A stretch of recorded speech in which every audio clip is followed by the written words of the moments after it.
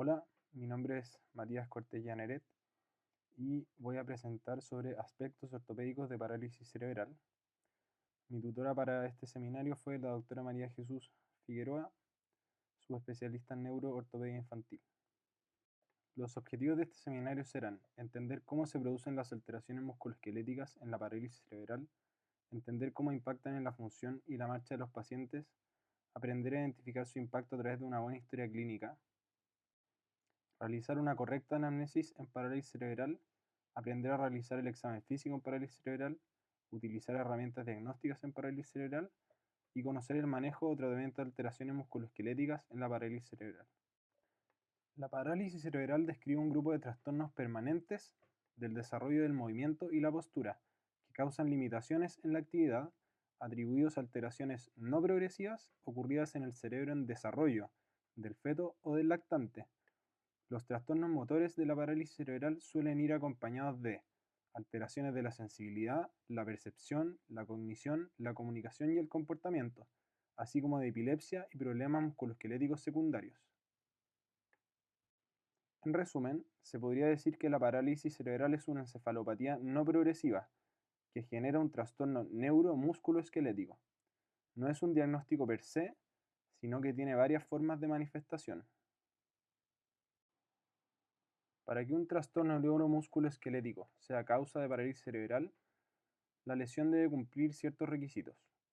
Debe ser no progresiva e irreversible, y la temporalidad de esta lesión tiene que haber sido prenatal, en el útero, como sangrado o infecciones, perinatal, durante el nacimiento, como un paciente prematuro o con lesión hipóxico-isquémica, o postnatal, hasta 2 años post nacimiento, que puede ser por hiperbilirrubinemia, convulsiones, entre otras causas. Cabe destacar que la parálisis cerebral es una patología neurológica estática, pero una patología ortopédica progresiva. La alteración neurológica es estable, sin embargo, el efecto músculo-ligamentario no lo es. ¿Cómo se explica esto? La lesión daña las motoneuronas de la corteza cerebral, lo que genera dos fenómenos. Primero, se pierde la inhibición de la motoneurona inferior, por lo que dispara continuamente y se generan los síntomas positivos de motoneurona superior, como la espasticidad, hiperreflexia y clonus. Y también hay pérdida de conexión a la motoneurona inferior, por lo que se generan síntomas negativos de motoneurona superior, que son debilidad, fatigabilidad, problemas de equilibrio y déficits sensitivos. La suma de estas características positivas y negativas dan origen a la patología musculoesquelética en la parálisis cerebral infantil. Los síntomas negativos, que pueden ser los menos evidentes, son los que determinan el pronóstico motor y funcional de los pacientes, debido a que los trastornos del equilibrio y las alteraciones en el control motor selectivo son déficits permanentes que constituyen una limitación en el desarrollo psicomotor del paciente y la efectividad de los tratamientos. La espasticidad es un trastorno del movimiento caracterizado por un aumento en el tono muscular, es decir, una hipertonía, que es dependiente de la velocidad. Además, hay hiperreflexia, y estos son resultado de una hiperexcitabilidad del arco reflejo por alteración de la primera motoneurona.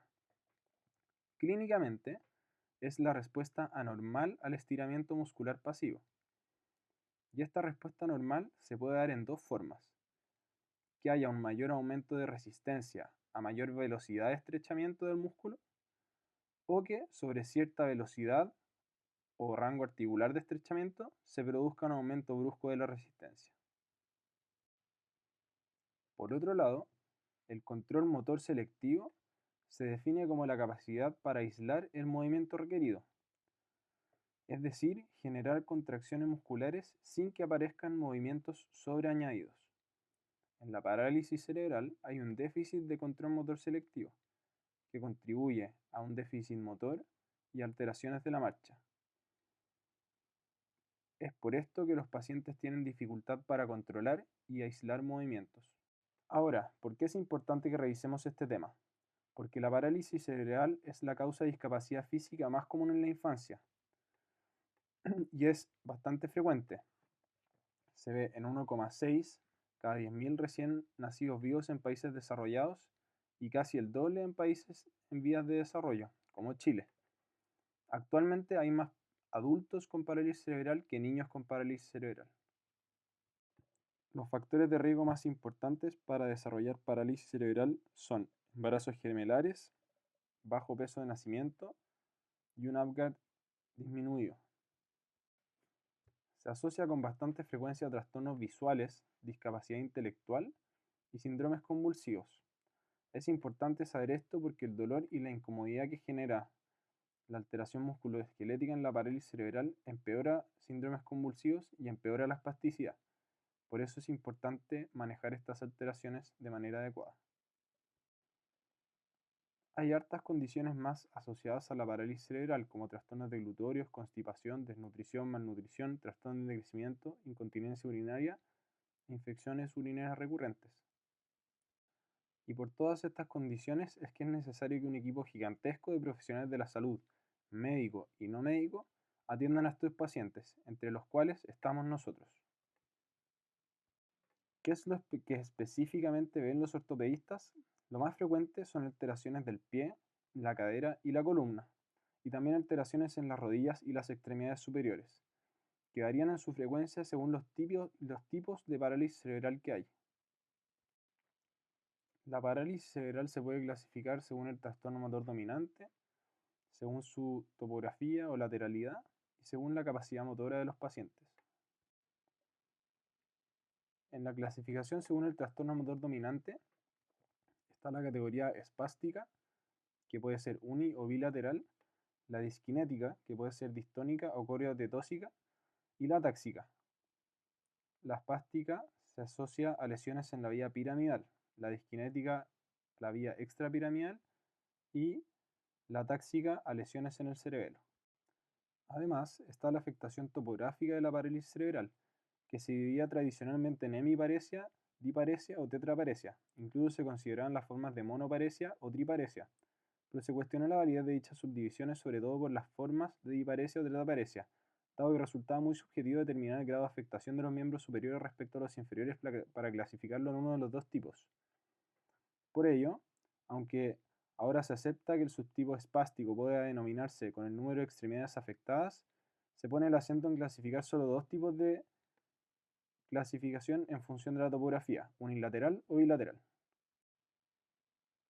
Las formas discinéticas o atáxicas suelen afectar a la totalidad del cuerpo, mientras que la limitación de la capacidad de una parte del cuerpo suele ser de origen espástico.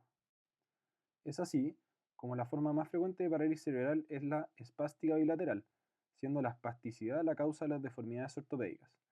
En las otras formas, las alteraciones y tratamientos son distintas y no las trataremos en esta presentación. Por último, está la clasificación Gross Motor Function Classification System, que es el método utilizado más frecuentemente en la actualidad para clasificar a los niños con parálisis cerebral, basándose en las capacidades funcionales y sus limitaciones. Es una clasificación fiable y comparable, siendo el mejor método para comunicar la gravedad y pronóstico de ambulación. Va desde el nivel 1 de un paciente que puede caminar sin apoyo y es bastante independiente, hasta uno que tiene dependencia severa en el nivel 5. En general, se agrupan pacientes deambulantes, categoría 1, 2 y 3, y no deambulantes, categorías 4 y 5. Los no deambulantes tienen un mayor número de afectaciones corporales, siendo el tipo 5 el de menor tasa de supervivencia, del 60% en la edad adulta según un estudio sueco. Es decir, que esta escala tiene un valor predictivo de la función motora y de la capacidad de autocuidados. Por lo tanto, es de las escalas que más ayuda a la toma de decisiones y por eso es importante conocerla. Aquí les dejo la tabla con las especificaciones de cada categoría. En esta tabla se ve cómo varía la capacidad funcional del infante según su clasificación de Gross Motor Function. Se ve que las habilidades motoras gruesas se adquieren rápidamente durante los primeros 2 años de vida, antes de comenzar a desacelerarse y luego estabilizarse entre los 4 y 6 años de edad.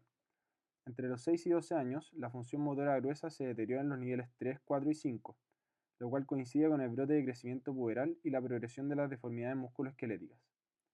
El objetivo terapéutico siempre es mantener a los pacientes en su estado motor basal, es decir, que no caigan de la curva. Ahora bien, ¿cómo es la progresión de la patología musculoesquelética en esta enfermedad? La patología musculoesquelética se puede dividir en problemas primarios, secundarios y terciarios, lo cual es un orden fisiopatológico y también cronológico en su aparición. Como concepto general, se podría decir que se genera una lucha del músculo versus el hueso. El músculo, primero espástico y luego acortado, compite con el hueso en crecimiento. El hueso quiere alargar al músculo y el músculo quiere acortar al hueso. Esta lucha termina al llegar a la madurez esquelética y termina en músculos retraídos sin fuerza, articulaciones sobrecargadas, destruidas y deformes, rígidas o inestables, huesos y ejes deformes en plano sagital, transversal y coronal. Y el resultado más importante, riesgo de perder la marcha. Como vimos antes, están los problemas primarios, dependientes de la lesión cerebral. Esta lesión cerebral produce las características positivas y negativas en pantalla, que sumadas generan un desbalance relativo entre músculos agonistas y antagonistas, y pérdida del control selectivo. Un ejemplo de esto es la marcha en equino por espasticidad del tríceps sural, o una flexión de codo aumentada en la extremidad superior. Con el tiempo, los músculos tienden a cortarse y a ejercer fuerzas anormales sobre el hueso en crecimiento. Se genera atrofia, adelgazamiento, disminución del largo muscular y predominio del largo del tendón. Si los problemas primarios persisten, en ausencia de tratamiento o a pesar del tratamiento, hay cambios estructurales en el músculo, fibrosis, disminución del largo, o en otras palabras, retracciones musculares que producen deformidades óseas. Estos contribuyen a aumentar las alteraciones de la marcha, y estas anomalías se conocen como problemas secundarios. Hay inestabilidad articular, como subluxación y luxación de la cadera, palancas cortas, como coxa valga, palancas mal rotadas, como torsión de huesos largos, y palancas no rígidas, como en el pie plano debido a una inestabilidad de la articulación subtalar y talonavicular. Los problemas ortopédicos en parálisis cerebral infantil son estos. Afectan la cadera, la columna, la rodilla, deformidades en el pie y espasticidad en la extremidad superior. Y vamos a ver ahora cómo se genera cada uno de ellos. Si vamos explicando la fisiopatología por partes, primero en la cadera, se ha demostrado que la fuerza que recibe la cadera en pacientes con marcada espasticidad es 3 veces mayor que en caderas normales.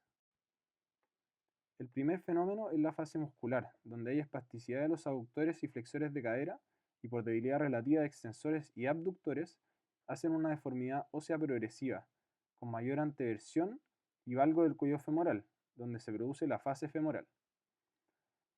Luego de esto, hay un aumento progresivo de la displasia acetabular, habitualmente anterolateral, y una oblicuidad pélvica, lo que genera que la cadera se desplace y se genere subluxación, luxación y luego artrosis. Conforme progresa la subluxación a luxación, el cartílago articular de la cabeza femoral se ve sometido a grandes presiones por la tensión de los tejidos blandos, y ello provoca una degeneración articular y dolor. La luxación más frecuente es la luxación posterolateral, como se ve en la imagen. Y a la derecha podemos ver cómo una anteversión femoral de 30 grados, que es normal en preescolares, con una cadera concéntrica y un ángulo cervicodeficiario normal, pasa con el tiempo a una anteversión femoral de 40 grados con una luxación por migración lateral de la cabeza femoral y una coxa valga. Respecto a la columna, para que se mantenga recta requiere de un balance entre la actividad muscular, es decir, músculos que se contraigan efectivamente, y una estructura ósea, unas vértebras de forma normal. Cuando hay un desbalance en esto, la columna se sale de su cono de equilibrio. Cabe destacar que el 70% de los casos de escoliosis se anteceden de deformidades en caderas, por lo que al parecer la oblicuidad de la pelvis tendría un rol en el desarrollo de la escoliosis. La escoliosis en la parálisis cerebral es de comienzo precoz y de progresión rápida, incluso después de la madurez esquelética. Esto se evidencia porque curvas de gran magnitud progresan tanto en la infancia como en la adultez. Y así tenemos la curva característica de la parálisis cerebral infantil, una curva toracolumbar larga con oblicuidad pélvica presente y difosis en el plano sagital, como se puede ver en la tipo A con una curva toracolumbar larga y en la tipo B con oblicuidad pélvica presente. En el caso de las rodillas, podemos tener una mayor contractura de isquiotibiales, que generan un déficit de extensión de la rodilla o un flexo de rodilla, lo que impide el contacto inicial con el talón durante la marcha. Para poder apoyar completamente, el paciente aumenta la flexión del tobillo y la flexión de la cadera como se ve en la figura B. Por otro lado, si hay mayor contractura del recto anterior, se genera una rodilla rígida o un déficit de flexión, lo que genera dificultad en el paso libre del pie en la fase de balanceo de la marcha, es decir, cuando el pie viaja por el aire para dar el siguiente paso. Es así como en la rodilla podemos tener un flexo o déficit de extensión que influye directamente en la fase de apoyo de la marcha, o una rodilla rígida o déficit de flexión que influye directamente en la fase de balanceo. La importancia de los problemas de rodillas son la alteración de la marcha en pacientes deambulantes y dolor tanto en pacientes deambulantes como no deambulantes. Como se ve en la imagen de la derecha, una fractura del polo inferior de la patela por estrés puede generar dolor y no se nos puede pasar en la evaluación clínica. Llegando al pie, en el plano sagital tenemos el equino, cuya causa principal es el desequilibrio entre la fuerza de los músculos flexores plantares frente a los dorsiflexores del tobillo. En el plano coronal hay un desequilibrio entre los grupos musculares que controlan la estabilidad de la articulación subtalar, que la hace inestable. Frente a esto, la espasticidad dinámica tiende a generar un varo y el impacto mecánico durante la marcha tiende a generar un pie plano valgo, que es lo más frecuente en pacientes diplégicos y tetraplégicos. En la preadolescencia, los pacientes generalmente refieren molestias por sobrecarga a nivel del cuarto y quinto metatarsiano, en los casos con retropié, varo y pie cabo, y se pueden generar fracturas por estrés. Durante la marcha hay un brazo de palanca a nivel del pie y el tobillo. El fulcro es el antepié y el brazo de palanca es el largo del pie, que permite que la fuerza del tríceps sural logre la marcha. La deformidad en plano valgo del pie produce un fenómeno de disfunción de brazo de palanca.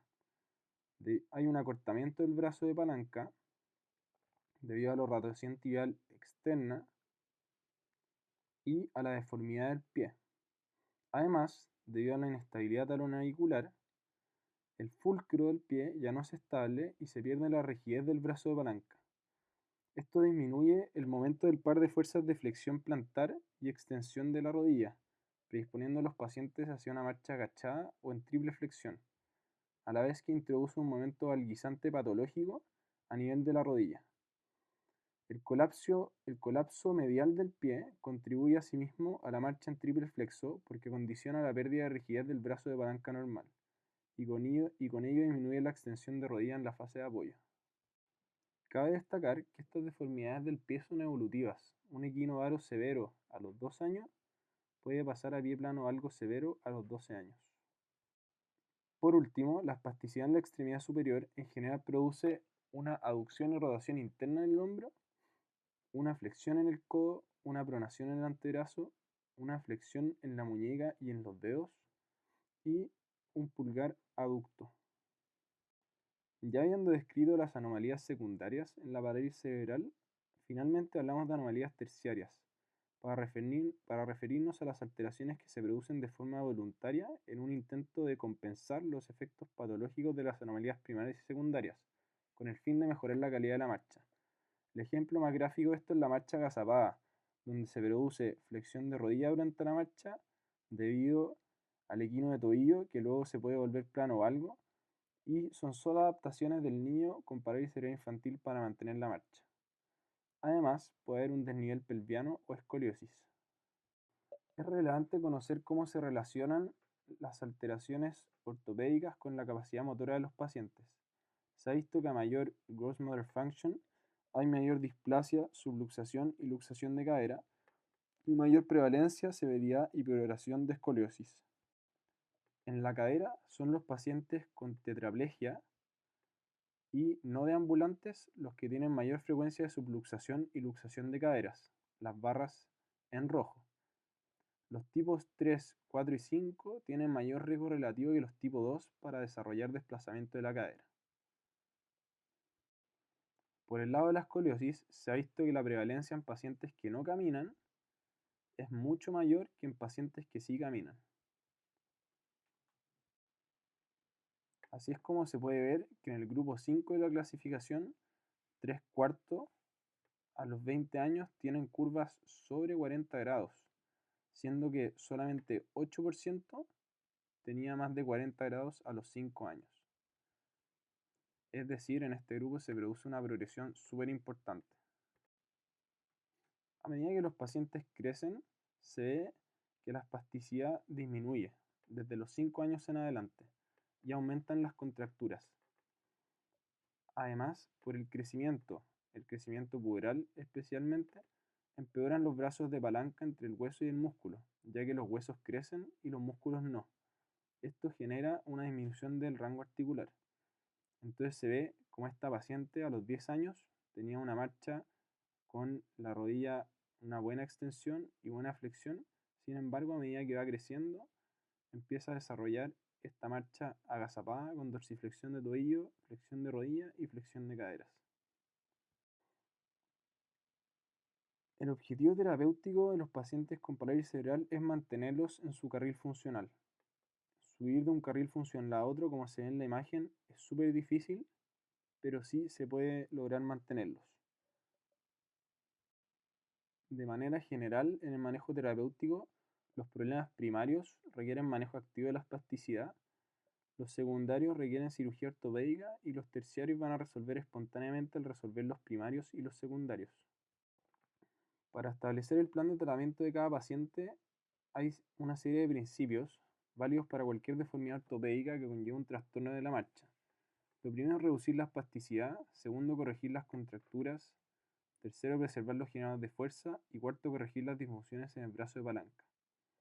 Visto desde un punto de vista por etapas, en la primera etapa hay que manejar la espasticidad y las contracturas dinámicas articulares. En la etapa 2 hay contracturas más fijas donde se puede realizar cirugía de partes blandas. En la etapa 3, cerca de la preadolescencia, contracturas aún más rígidas con deformidades óseas e inestabilidad articular requieren cirugía ósea. Y en la etapa 4 ya son deformidades irreversibles, se puede ofrecer cirugía paliativa, pero la idea no es llegar a eso.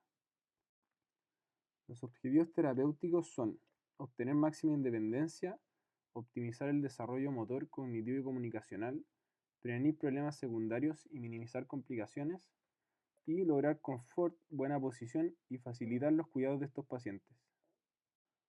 Para lograr estos objetivos, es muy importante generar una lista de problemas y sus posibles soluciones durante la consulta, lo cual es muy útil para hablar los resultados tras una intervención terapéutica. Vamos a hablar primero del manejo terapéutico de la espasticidad, según esta revisión sistemática de las guías de la Academia Americana de Fisiatría. Esta revisión sistemática utiliza un sistema de semáforos, donde mientras más grande el semáforo, mayor evidencia tiene que la respalde, y verde es hacerlo, amarillo es probablemente hacerlo, aunque algunos amarillos es mejor no hacerlo, y otros rojos no hacerlo. De esta tabla quiero dirigir su atención a la recomendación A4, que indica que el tratamiento de la espasticidad comienza con la optimización del tratamiento médico y que los fisiatras deben asegurarse que los pacientes se encuentren médicamente estables y abordar cualquier problema médico que pueda exacerbar la espasticidad. Recordar que antes de cualquier otra terapia viene eso, y se trata para prevenir las potenciales consecuencias que ya vimos. Para el manejo de la espasticidad están todas estas alternativas, que son complementarias, y se pueden ordenar de la siguiente manera. Está el manejo local y global de la espasticidad. En el manejo local están las estrategias mecánicas como fisioterapia, terapia ocupacional, órtesis y yesos correctores. Y localmente también están las toxinas botulínicas y la neurectomía hiperselectiva. En el aspecto global está la neurocirugía, que es el baclofen intratecal, la rizotomía dorsal selectiva y los medicamentos que son diazepam vía oral y baclofeno vía oral. La fisioterapia debe priorizarse y usar tempranamente, mejora la fuerza y la resistencia, y se recomienda una combinación ya que no hay ninguna que apoye específicamente la evidencia.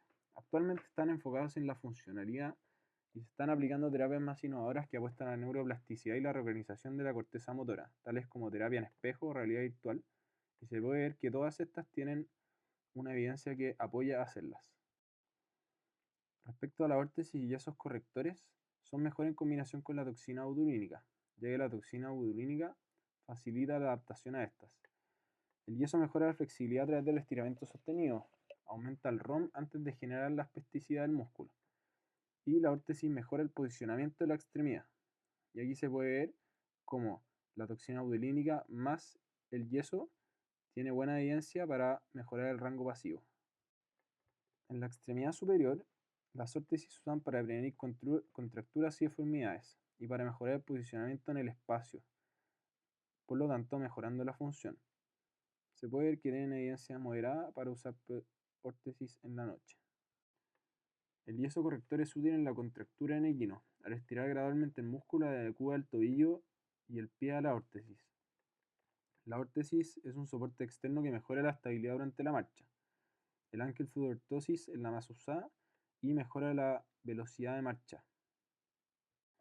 Ya llegando a la toxina botulínica, es diagnóstica y terapéutica. Nunca hay que usarla aislada. La toxina botulínica genera una parálisis transitoria a nivel de la placa motora. Tiene un efecto de 3 a 4 meses y nos ayuda a diferenciar entre contractura y espasticidad. Porque la contractura no se ve con el botox, pero la espasticidad sí. Fortalece los antagonistas y así también mejora el movimiento. Y hay que saber que las inyecciones seriadas pueden generar fibrosis del músculo, lo que puede ser deleterio para músculos transferibles, lo que es muy importante para la extremidad superior. Se dice que la toxina botulínica es el tratamiento adyuvante que aumenta los efectos del resto, y así como se ve que la evidencia apoya la terapia ocupacional más la toxina botulínica, la fisioterapia más la toxina botulínica. Y hay que saber que una causa de falla de la toxina botulínica es que haya una contractura articular, donde ahí ya es indicado un yeso corrector o el tratamiento quirúrgico. La risotomía dorsal selectiva es una neurocirugía que se identifica qué raíces nerviosas están enviando señales exageradas que causan rigidez o espasticidad, y se cortan selectivamente una parte de esos nervios anormales para disminuir el exceso de señal. A nivel lumbar se busca visualizar todas las raíces desde L1 a S2. Para eso hay que entrar al canal medular y al saco dural. La risotomía dorsal selectiva es segura, tiene pocas complicaciones, son pacientes entre 4 y 10 años con buena cognición y un gross motor function de 2 en general, deben tener M3 al menos y buen control motor selectivo y sin contracturas importantes. El efecto se mantiene durante 24 meses y a los 10 años puede disminuir el efecto. Es sucedida de cirugía en la pubertad si aparecen alteraciones esqueléticas o deformidades fijas y se ve que tiene buena evidencia según esta revisión sistemática. La neurolectomía hiperselectiva consiste en identificar los nervios motores de los músculos espásticos para denervarlos parcialmente y así generar una disminución del tono muscular. Las ramas que se cortan se llaman rami y se utiliza principalmente en la extremidad superior. Es así como vemos que lo que mejor tiene evidencia para el manejo de la espasticidad es la toxina botulínica, el diazepam y la risotomía dorsal selectiva. Y eso se ve reflejado en las guías clínicas. Respecto al tratamiento quirúrgico para el manejo de las contracturas y la alineación, se ve que tiene buena evidencia y su indicación muchas veces es caso a caso. No hay consenso en la literatura que diga específicamente cuándo operar a estos pacientes. Pero en general, se indica la cirugía cuando hay disminución en la funcionalidad o estancamiento en el desarrollo psicomotor debido a contracturas fijas, luxación o subluxación de la cadera y dificultad para cuidados a pesar del tratamiento no quirúrgico. Actualmente existe la cirugía multinivel, que es el gold estándar para optimizar la marcha o lograr la hiperestación en pacientes con parálisis cerebral. Se define como el tratamiento que corrige en 2 o más segmentos anatómicos la patología musculotendinosa y osteoarticular presente en los miembros inferiores, que interfiere en la deambulación del paciente con afectación bilateral espástica. La cirugía multinivel se desarrolló gracias al estudio 3D de la marcha, que tiene electromiografía dinámica, la cinemática y la cinética del movimiento, y al desarrollo de osteosíntesis más estables. La cirugía tiene una orientación totalmente funcional, y sus principios son corregir la limitación en el rango articular, preservar la potencia muscular, restablecer la longitud de los brazos de palanca, es decir, corregir las alteraciones rotacionales, angulares y longitud muscular para que el movimiento biomecánico sea más efectivo, y luego de eso mantener el efecto de la cirugía a través de órtesis y tratamiento de la espasticidad. Es muy importante el manejo del dolor adecuado en estos pacientes ya que el dolor empeora la espasticidad. Las ventajas de la cirugía multinivel es que las correcciones se potencian entre ellas, requiere solo un periodo de rehabilitación Evita el síndrome de cumpleaños, que se llama así porque antiguamente todas las cirugías en estos pacientes eran secuenciales y pasaban todos los años en el hospital desde la infancia hasta la adolescencia. Y por último, tiene un menor costo global por menos hospitalizaciones, ya que son menos cirugías. Es así como pasamos de una cirugía y muchos eventos a un evento y muchas cirugías. La evidencia dice que la cirugía multinivel mejora el patrón de la marcha, pero no siempre la función motora gruesa ni la velocidad, y que comparado con múltiples eventos quirúrgicos, la cirugía multinivel en un evento tiene mejor satisfacción familiar y mejores puntajes motores. Además, logra una rehabilitación precoz que mejora las distancias de 50 y 500 metros versus una cirugía estándar. Los procedimientos quirúrgicos más comunes en la cirugía multinivel son los de esta tabla, que a nivel de la pelvis y el fémur proximal está la tenotomía de psoas intrapélvico y la tenotomía parcial del recto anterior, y a nivel óseo la osteotomía femoral proximal varizante y es rotatoria. Esta osteotomía busca pasar de una coxa valga a un ángulo cérvico diaficiario de unos 100 grados y a una reducción de la antevesión femoral de 10 grados más o menos. Los procedimientos en la rodilla dependen si tenemos un flexo de rodilla o una rodilla rígida. En el flexo de rodilla se puede hacer un alargamiento de los isquiotibiales mediales con el gracilis semitendinoso y además del semimembranoso, o también una transferencia del semitendinoso al aductor magno, lo cual disminuiría el flexo de rodilla. En casos más severos se pueden usar osteotomías extensoras en pacientes que les quedan menos de 2 años de crecimiento remanente y en pacientes que aún tienen más de 2 años de crecimiento remanente se puede hacer una epifiodesis anterior, es decir, un crecimiento guiado.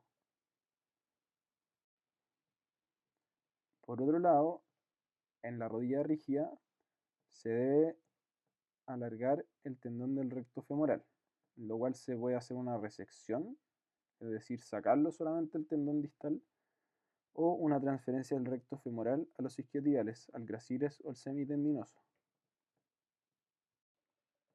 En el tratamiento quirúrgico del equino hay muchos procedimientos para alargar el tríceps sural, y el nivel donde se hace el alargamiento depende de la estructura causante. Si es por contractura de gastrocnemios, se va a hacer un procedimiento más proximal, y si es por acortamiento de Aquiles, se hace un alargamiento más distal. A nivel del pie, en el caso de los cabovaros, se puede hacer una osteotomía lateralizante de calcáneo, entre otros procedimientos, y para el pie plano algo se puede hacer un alargamiento de la columna lateral. Y es así como podemos ver cómo un paciente con una marcha así, con las rodillas en valgo, en equino, con flexo de cadera, puede pasar a con órtesis de tobillo, caminar sin asistencia, con un eje de extremidades inferiores adecuado. Las terapias de estos pacientes en el tiempo se pueden reflejar en este gráfico y se ve como antes de los 5 años predomina mucho la fisioterapia, la toxina botulínica y las órtesis, y luego empiezan las cirugías de parte blanda, reconstructiva de cadera, y ya llegando a los 10 años la cirugía musculoesquelética multinivel. Estos pacientes son sometidos a una media de 2 a 3 procedimientos quirúrgicos antes de los 6 años. Y vemos que la terapia física en verde está a lo largo de toda su vida, independiente del nivel de Gross Motor Function que tengan.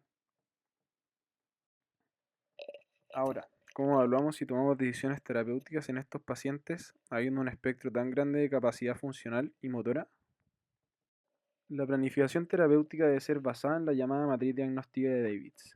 Por ella se entiende el conjunto de información relevante para la toma de decisiones que aportan la exploración física, los estudios de imagen, la valoración funcional de la marcha y el análisis del movimiento en los 3 planos. Solo combinándolas se puede trazar la estrategia quirúrgica adecuadamente. Ya vimos la escala funcional y ahora veremos el resto. Primero, el motivo de consulta. La historia clínica será distinta en un paciente que llega con diagnóstico de parálisis cerebral a la consulta, derivada por una alteración secundaria, por ejemplo, a un paciente que llega sin diagnóstico de parálisis cerebral que consulta, por ejemplo, por alteraciones en la marcha. En un paciente que consulta por alteraciones de la marcha, siempre hay que pensar en descartar parálisis cerebral. Hay que preguntar si fue término o pretérmino, si fue un embarazo gemelar, si tiene hermanos, Si fue cesárea o parto natural, si ese parto fue complicado, si fue cesárea, por qué fue cesárea, buscando causa de sufrimiento fetal. Hay que preguntar por el desarrollo psicomotor, cuándo inició la marcha y por enfermedades de base. En un paciente ya con el diagnóstico de hecho parálisis cerebral hay que buscar entender la funcionalidad del paciente y los problemas que pueden causar deterioro de esta. Hay que saber qué tipo de trastorno motor tiene, hay que saber si es que tiene epilepsia como comorbilidad, qué órtesis usa, qué ayudas técnicas usa, bastones y ruedas bipedestador, si es que camina, cuánto camina y con qué, tiene problemas con el calzado por la forma del pie, se está cayendo, tiene dolor, qué problemas con el cuidado tiene si es que tiene. Si es que no camina, ¿puede bipedestar? ¿Cuánto tiempo logra bipedestar? Esto es muy importante porque estos pacientes tienen fatigabilidad y si ha tenido tratamientos previos. Específicamente preguntar por toxina botulínica, cuántas dosis y cuándo fue la última fecha, porque eso puede condicionar la plasticidad de nuestro examen físico. En ambos casos, con diagnóstico de PC o sin diagnóstico de PC, hay que recoger las preocupaciones principales del paciente, de la familia o de los cuidadores. Llegando al examen físico, los objetivos de este o su utilidad es definir el estatus físico y funcional actual del paciente con un enfoque terapéutico, o también si es un paciente que ya tratamos, ver su evolución clínica. Como tips, es muy importante ser sistemático y sirve elaborar una lista de problemas primarios para poder ir resolviéndolos de a poco. Esta es una tabla de distintas escalas que nos pueden servir para el examen físico y qué objetivos tiene cada una en la evaluación de los aspectos, para que puedan revisarla después. Se debe explorar al niño de forma global, sin vestimenta a excepción de ropa interior, con los padres o responsables presentes si es posible, en decúbito supino de forma inicial, prono a posteriori, y en sedestación y disestación si consigue ambas. Si el niño es deambulante debemos valorar el patrón de marcha, de igual forma si el niño presenta ortesidad asociada debemos valorar la educación de las mismas, tolerancia y repercusión funcional. La espasticidad depende del dolor, comodidad del paciente y otros factores, por lo que un examen físico puede ser distinto de un momento a otro. Grabar ciertos movimientos puede ser útil para compararlos después. Estos son los aspectos a evaluar que nos permitirán lograr los objetivos del examen físico, y los iremos viendo uno a uno. Los patrones funcionales es básicamente cómo se ve el paciente. En pacientes dipléjicos se ve la cadera en flexión, flexo de rodillas, pies valgos y torsión tibial externa. En pacientes semipléjicos también se ve flexión de cadera y de rodilla, con aducción de cadera, pero en el pie lo contrario, en general se ve equino varo y aducto. En extremidad superior mencionamos antes cómo era el patrón funcional clásico. La marcha agazapada también sería un patrón funcional, producido por las alteraciones que se encuentran en pantalla. En un paciente que logra bipedestar debemos ver el eje AP de la columna, el test de Adams, ver la oblicuidad pélvica, el triángulo del talle, buscar dismetrías, ver el eje de las extremidades inferiores y los pies en carga. En el plano sagital, ver la cifosis y lordosis de la columna, si la pelvis está en antro o retroversión, si hay flexo o hiperextensión de rodillas y si el paciente tiene quino o no. Pacientes que solo logran sentarse hay que ver el control cefálico que tienen, el control de tronco que tienen, si es que logra sentarse solo o no, qué postura tiene y si hay contacto entre la costilla y la cresta ilíaca en el caso de escoliosis. Y si el paciente está solo en supino, describir la posición en reposo. La cadera en ráfaga describe una deformidad en aducción de una cadera y en abducción de la contralateral, dando lugar a una liquidez y rotación pélvica. Se debe a una actividad simétrica de aductores, abductores, rotadores internos y externos que ocurren normalmente en niños con severa incapacidad de ambulación, afectación extensa y espasticidad grave. La cadera en el lado más elevado es la que casi siempre se luxa. En supino se debe intentar medir la dismetría de extremidades inferiores, sin embargo en pacientes con oblicuidad pélvica esta no es fiable con la medición del ombligo al maleolo y debe hacerse de la espina ilíaca anterosuperior al maleolo. Podemos ver la dismetría segmentaria con el Galeazzi y esto puede indicar una dismetría de extremidades inferiores o también una cadera luxada o subluxada. Respecto a los pies, hay que evaluarlos durante la marcha, de pie y sin carga, ya que la forma puede variar según la carga. Es muy importante ver si la deformidad es reductible o no, porque orientará hacia el tratamiento con toxina, órtesis o cirugía. Y las deformidades comunes son en dipléjicos y cuadripléjicos un equino plano algo, hemipléjicos tienden a un equino cabo varo, muchas veces la lux valgus se asocia a lux flexus también y es frecuente tener ortejos en garra. Aquí vemos una paciente en supino con un pie varo y en equino y que durante la marcha apoya la zona lateral de sus pies para poder caminar.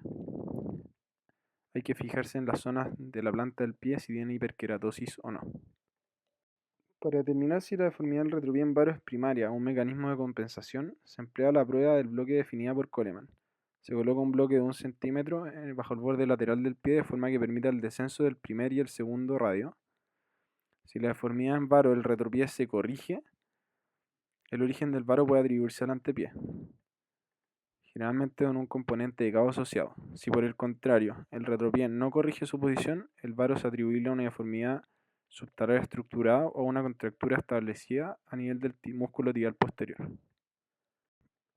Pasando al rango articular y la espasticidad, es importante ver si la disminución del rango articular se debe a espasticidad o a contracturas de partes blandas y también cuantificarlas.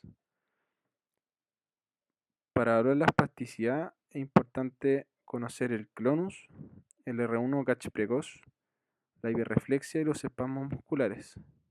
Hay distintas escalas para poder evaluar la espasticidad, pero que no repasaremos en esta presentación. Para evaluar la espasticidad, primero se realiza el estiramiento rápido del músculo para provocar el incremento del tono muscular, dependiente de la velocidad característica de la espasticidad, y posteriormente se realiza el estiramiento lento y progresivo, donde no habrá incremento de la resistencia. El objetivo es identificar el tope en el músculo explorado, de forma que cuanta mayor diferencia exista entre un movimiento y otro, mayor componente dinámico refleja. Esto indica que mejor sería la respuesta a tratamientos como la toxina botulínica que producen una denervación química.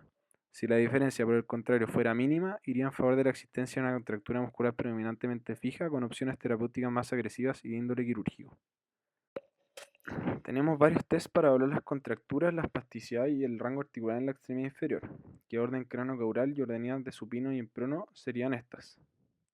Además, en prono hay que aprovechar de ver el perfil rotacional de la extremidad inferior. En el paciente en supino hay que evaluar la flexoabducción de caderas.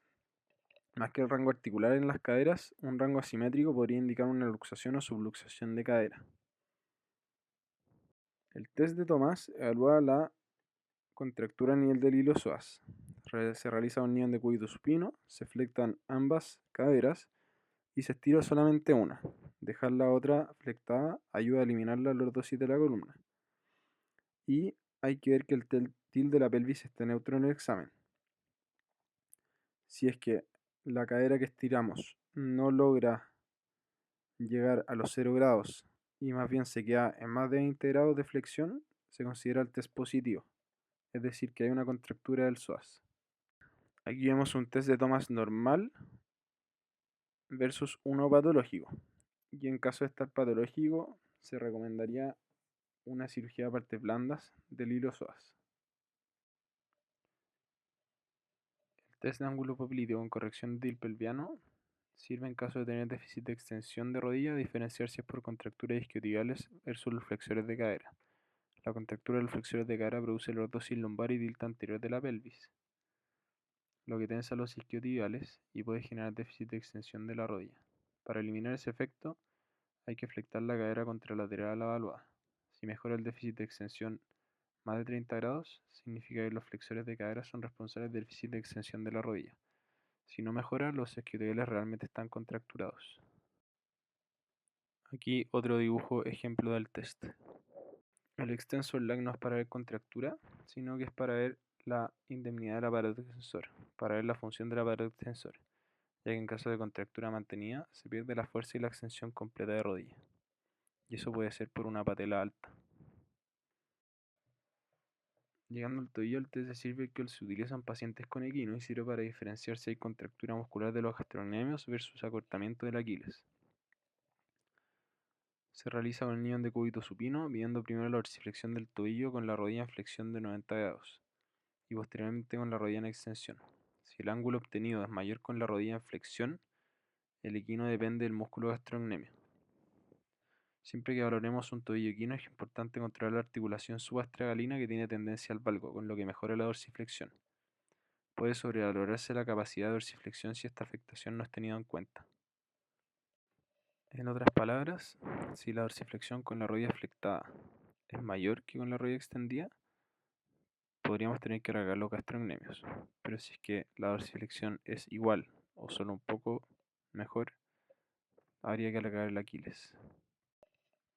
Pasando al prono, tenemos el test de Phelps, que ve si hay contractura o espasticidad en el músculo gracilis, con la abducción de caderas. Siguiendo con el prono está el test de Duncan-Elly, que evalúa la contractura del recto anterior. Tenemos al paciente en decúbito prono, con la rodilla extendida y la cadera extendida. Si doblamos la rodilla y la pelvis se eleva, es decir, se genera una flexión de cadera, es que el recto anterior está contracturado. Siguiendo con los aspectos del examen físico, la fuerza siempre hay que dejarla consignada, ya que la falta de movimiento de un segmento puede deberse a paresia, espasticidad o acortamiento. Y también tenemos el control motor selectivo, que como habíamos visto antes, la capacidad para realizar un movimiento de manera selectiva sin sinergias entre grupos musculares del mismo lado o del contrario. Y para ver esto tenemos el test de confusión y también sirve evaluar la función de extremidades superiores. El test de confusión consiste en pedirle al paciente que haga una flexión de cadera contra resistencia mientras está sentado. Si es que logra hacer una flexión de cadera sin activar la dorsiflexión del tobillo, quiere decir que tiene un buen control motor selectivo. En cambio, si la flexión de cadera se asocia a dorsiflexión de tobillo, es un test de confusión positivo y este paciente no logra aislar los dos movimientos. En el test positivo, recluta los dorsiflexores del pie al intentar flexionar la cadera. Cuando está negativo, indica un buen control motor, mejor pronóstico para lograr marcha post cirugía. En la extremidad superior hay que evaluar la fuerza en la muñeca, la mano y los dedos. Hay que evaluar la actividad de los antagonistas, que son los extensores de muñeca y de los dedos, y la contractura de los intrínsecos de la mano, que se puede evaluar con el Bunel test. Hay que diferenciar si la mano la usa como apoyo o de manera más activa para tomar cosas, y para eso hay distintas escalas, como la escala de House, que usa el equipo de extremidad superior de la Teletón. Llegando al sexto ítem del perfil rotacional óseo, hay que medir clínicamente la anterorección femoral, la presencia de torsión tibial y de aducto-abducto del pie, y documentarlas, ya que todas presentes indican problemas en brazos de palanca del paciente, que significa que huesos y músculos no trabajan eficientemente. La estimación de la versión femoral se logra midiendo el ángulo que forman la tibia con la perpendicular de la camilla, tomando como vértice la rodilla, en el momento en que tocamos el trocánter mayor en su máxima prominencia lateral. Ante lesiones de mayores de 40 grados pueden requerir cirugía. La torsión tibial se puede estimar con el ángulo muslo-pie, que es el ángulo que forma el eje del pie con el eje del muslo, visto desde arriba. Valores mayores de 20 grados pueden ser subsidiarios de tratamiento quirúrgico. En caso de deformidades en el pie, se puede ver el eje del muslo con la línea intermaleolar, que es la línea roja. Y por último hay que ver la forma del pie, si es que hay un abducto del pie o un aducto del pie, que pueden hacer mal interpretar la marcha del paciente. Llegando al séptimo ítem y muy importante, que es la evaluación de la marcha, hay que saber que la marcha tiene dos fases. Una fase de apoyo, que es el 60% de la duración de la marcha, y una fase de balanceo, que es el 40%. Una zancada o ciclo de la marcha se define como una vez que el mismo pie que se apoyó se vuelve a apoyar. O sea que dos pasos son un ciclo o una zancada. Entendiendo el ciclo de la marcha podemos ver de mucho mejor manera los problemas que tienen los pacientes con parálisis cerebral al caminar, ya que en la fase de apoyo, en la primera parte en que apoyan el talón, se requiere una flexión de rodilla, y si tienen la rodilla rígida les cuesta realizar esa parte, y aún si tienen un flexo de rodilla más, en la parte de apoyo monopodal requiere una extensión de rodilla para hacer la fase de balanceo del otro pie, y si están contracturados en flexo no logran hacer eso, y para la misma fase de balanceo una rodilla extendida se las dificulta. Para lograr un ciclo normal deben estar estos cuatro requisitos: la estabilidad en el apoyo, clearance en el balanceo, preposicionamiento del pie y un adecuado largo del paso. Entonces, cuando evaluamos a un paciente hay que preguntar si es que estos están estables. La marcha del paciente es estable, logra un clearance en la fase de balanceo, cómo se posiciona su pie, su rodilla y cadera al pisar, qué tan largo es su paso y su velocidad. Hay varios instrumentos de evaluación de la marcha, del más simple, barato y disponible al más complejo, caro y escaso, pasando desde el análisis observacional en box al uso de escalas hasta el laboratorio de la marcha. En cualquiera de estas modalidades, la marcha debe evaluarse con y sin órtesis y con y sin elementos de apoyo. Para el análisis observacional en box, que es el que haremos nosotros la mayoría de las veces, debemos evaluar al menos 2 zancadas, o sea 2 ciclos de marcha, y registrar si necesita vórtices o no, si necesita ayudas técnicas o no, la velocidad, que eso se tiene que medir en 10 metros, el largo del paso, la vista sagital y frontal de cada articulación y segmento, de distal a proximal, y una impresión general de la marcha. En pacientes no deambulantes, una capacidad de gatear o desplazarse de rodillas con el tronco erguido es de buen pronóstico frente a una cirugía que le permita bipedestar para que logre la marcha. Significa que tiene una coordinación suficiente para la marcha si las condiciones se dan. Para empezar a hablar la marcha, mi recomendación es usar esta escala para saber en qué fijarse más que nada. Cómo se apoya el pie, la posición del pie en el aire versus al apoyar, la flexión de rodilla al apoyarse, entre otras. Y no solo la marcha, sino que evaluar el eje de extremidades inferiores y pies durante la marcha. Respecto al laboratorio de la marcha, sirve para evaluar las órtesis, dilucidar qué mejor intervención kinésica, evaluar el resultado terapéutico comparando pre y post, y también para optimizar la pauta quirúrgica, que es clave para la cirugía multinivel, y además reduce el sobretratamiento o subtratamiento quirúrgico. Los requisitos para un laboratorio de la marcha es una marcha estable, con o sin ayudas técnicas, tener una estatura de más de 1 metro, capacidad de seguir indicaciones, un adecuado desarrollo cognitivo y conductual, y tener los objetivos claros del examen. Aquí vemos una cinemática articular del ciclo de la marcha. En el eje horizontal se recoge el porcentaje del ciclo de la marcha, desde el contacto inicial del pie hasta el nuevo contacto inicial. La fase de apoyo ocupa el 60% del ciclo y está separada de la fase oscilante por la línea vertical. En el eje vertical de la gráfica se recogen los grados de movimiento. La línea gris es lo normal, que se ve mejor aquí, a la izquierda a la derecha, y lo azul, lo derecho o lo izquierdo según lo que se decida. Entonces así vemos específicamente el movimiento de qué articulación está alterada durante la marcha.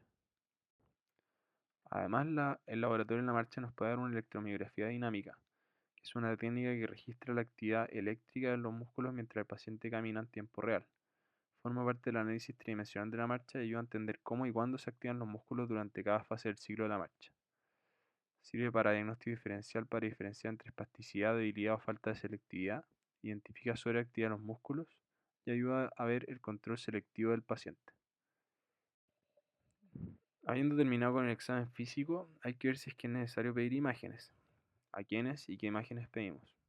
Tanto en la cadera, columna, patología de rodilla y deformidad del pie se usa mucho la radiografía, siendo que en la espasticidad extremidad superior en general no se usan imágenes.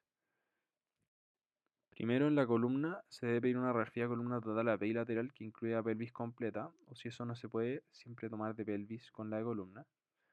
Debe ser con el menor soporte posible la radiografía, es decir, sin ayudas técnicas o sin corsé, y de pie si es posible, si no se puede sentado, y si no se puede sentado en supino. La observación activa en escoliosis se define como un control periódico radiográfico. Cada cuánto no hay consenso, sin embargo las recomendaciones de expertos dicen que en menores de 15 años cada 6 meses y en mayores de 15 años anual. Sin embargo, hay que saber que hay grupos que progresan más rápido o que tienen más riesgo de tener una escoliosis severa y hay que hacer una vigilancia estrecha. Como vimos antes, los grupos 4 y 5 del Gross Motor Function, pacientes con ilicuidad pélvica positiva o si tienen una luxación de cadera concomitante o ya tratada. Respecto a la cadera, es muy importante hacer un diagnóstico precoz y para eso la radiografía de pelvis AP es muy importante. Como en todos los niños hay que hacer un screening usual de displasia del desarrollo de la cadera, pero luego se recomienda una radiografía anual hasta los 8 años en los pacientes Gross Motor Function 1 y 2 y hasta la madurez esquelética en pacientes Gross Motor Function 3 a 5. Es muy importante que si el índice de migración de la cabeza femoral es más de 30%, ese paciente requiere una radiografía semestral y con intervención en mente. ¿Qué es el IM o índice de Reimers o índice de migración? Es el porcentaje de la cabeza femoral que está lateral a la línea de Perkins, que es esta línea que se ve acá. En un niño sin alteración en la cadera, este índice es inferior al 10%. El límite normal es del 25% a los 4 años.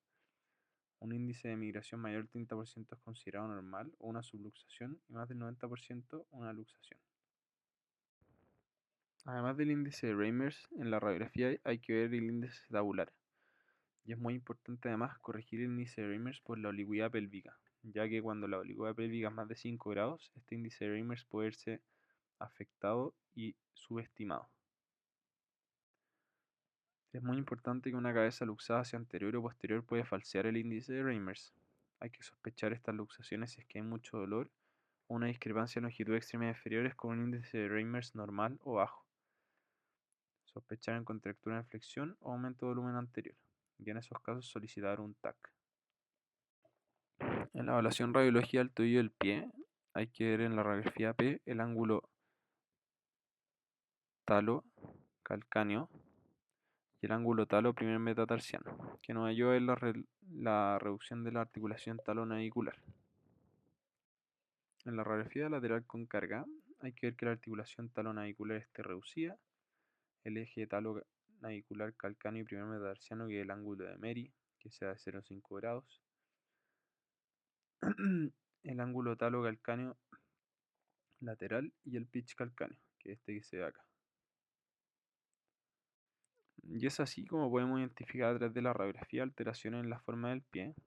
En el pie cabo varo en general vamos a ver una flexión plantar de la columna medial, una sobrecobertura talonavicular en la radiografía P, con el seno del tarso abierto, y en la lateral una mortaja rotada. Si se fijan en una radiografía lateral y se ve como si fuera una casi oblicua de tobillo.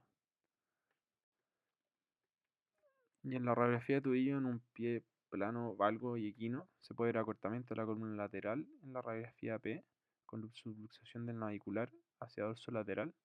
En la radiografía lateral, una estraga en la flexión plantar. Ya habiendo terminado la evaluación clínica del paciente, vamos a hablar un poco del manejo terapéutico específico de cada patología. ¿Qué hay que saber de la patología de cadera? Hay que hacer un screening adecuado. El manejo de la espasticidad de los aductores y de los flexores es con fisioterapia. Y saber que la órtesis y la toxina botulínica no previenen cirugías, pero sí se ha visto en estudios que disminuyen la cantidad de cirugías necesarias y que pueden diferirlas, siendo principalmente útil en lactantes. Se ve como el hip brace más la toxina botulínica tiene una evidencia amarilla en la revisión sistemática, muy cerca de la línea de no hacerlo. Y es muy importante entender que si el índice de migración es de más del 30%, ese paciente requiere una intervención dirigida, ya que los tratamientos no quirúrgicos no logran disminuir el índice de migración. Respecto a la escoliosis, hay que saber que no responden al tratamiento conservador en la parálisis cerebral, y es muy importante el seguimiento y la observación activa de estos pacientes. El objetivo del tratamiento de la escoliosis es lograr un tronco balanceado. ¿Por qué? Porque mejora la higiene, mejora la capacidad de aceptación y de ambulación, facilita las transferencias, mejora la función respiratoria y posibilita la participación en actividades sociales. Además, puede liberar las manos, que cuando hay una escoliosis se usan para apoyarse. La observación activa significa nunca perder de vista una curva mayor de 20 grados por riesgo de progresión, evaluar las caderas concomitantemente y revisar el control periódico que ya vimos cada cuánto tiempo es. El tratamiento no quirúrgico de la escoliosis no detiene la progresión, pero hay ciertas indicaciones. Definitivo puede ser en pacientes ambulantes con diplegia espástica y que la curva y la progresión sea similar a una escoliosis idiopática juvenil, y como tratamiento provisorio para esperar a la edad de la cirugía, que en general a los 10-12 años, o pacientes que no son aptos quirúrgicamente. Respecto al tratamiento quirúrgico, hay varios estudios que demuestran beneficios en los cuidados y manejo del dolor. Es más fácil movilizarlos, saciarlos, se ha medido la satisfacción de los cuidadores y esta aumenta. Sin embargo, no hay estudios buenos que demuestren aumento en la sobrevida o estudios de costo-efectividad, y la indicación quirúrgica es muy caso a caso. En el caso de la cirugía de pie, el objetivo es obtener un pie plantígrado estable e indoloro, para lograr un platón de marcha que logre un contacto inicial del choque del talón, que sea un brazo de palanca rígido para el despegue, y que haya un buen acoplamiento de flexión plantar y extensión de rodilla eficiente para una marcha erguida. Y aquí se ve como el tobillo en el apoyo, hay un primer rocker del talón, segundo rocker con la planta apoyada y que se pasa la fuerza al sóleo y al tríceps sural para el tercer rocker que se apoya la punta del pie, que sería el flujo el fulcro del brazo de palanca. El manejo inicial del equino se realiza con órtesis rígidas tipo AFO, que ayudan a mantener una base estable de soporte durante la adquisición y maduración de la capacidad de ambulación. Estas órtesis deben controlar la deformidad, no camuflarla. En el momento que no sean toleradas pero aún no exista una deformidad establecida, la infiltración con toxina botulínica puede proporcionarnos una mejoría transitoria en el rango de movilidad del tobillo, retrasando en el tiempo la aparición de contracturas estructuradas. En la extremidad superior, luego de ya haber pasado el tratamiento no quirúrgico, si hay contractura articular o persisten las deformidades, se pueden hacer tenotomías, alargamientos musculares, neuropatía hipersel activa, transferencias musculares también y reruteo de algunos tendones para poder devolver la funcionalidad a estos pacientes. Como conclusiones, podemos decir que la parálisis cerebral es una patología frecuente, siendo la espástica la forma más frecuente, que produce trastornos osteoarticulares que evolucionan con el crecimiento. Hay que hacer un diagnóstico y tratamiento oportuno de estas alteraciones. Eso se logra detectando las contracturas articulares a tiempo y con una observación radiológica, especialmente en cadera y columna. Hay que evaluar integralmente al paciente, dado que las alteraciones son múltiples y hay otras condiciones asociadas. El manejo debe ser multidisciplinario y escalonado, basado en la evidencia. El rol de la cirugía ortopédica se basa en identificar y tratar estas anomalías cuando corresponda.